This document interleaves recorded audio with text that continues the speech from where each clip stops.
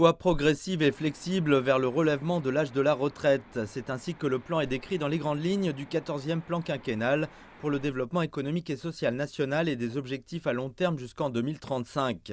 Le gouvernement dit qu'il prend de petites mesures pour régler le problème du vieillissement. Prendre de petits pas signifie que le pays va relever l'âge de la retraite de quelques mois chaque année jusqu'à ce que les réformes soient pleinement mises en œuvre dans plusieurs années. Le plan est également flexible et permet aux gens de choisir un calendrier en fonction de leurs besoins personnels.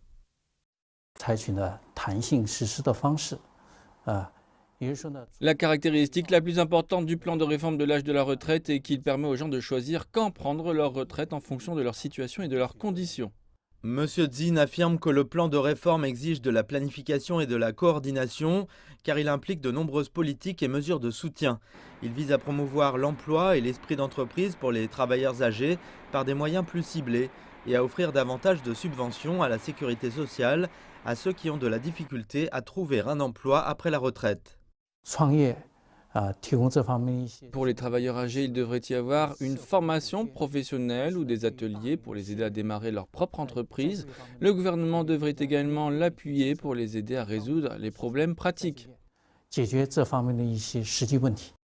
En Chine, l'âge actuel de la retraite est de 60 ans pour les hommes, pour les femmes c'est 55, pour les cols blancs et 50 pour les cols bleus. Zine dit que ces différences resteront en place pour assurer la continuité des politiques.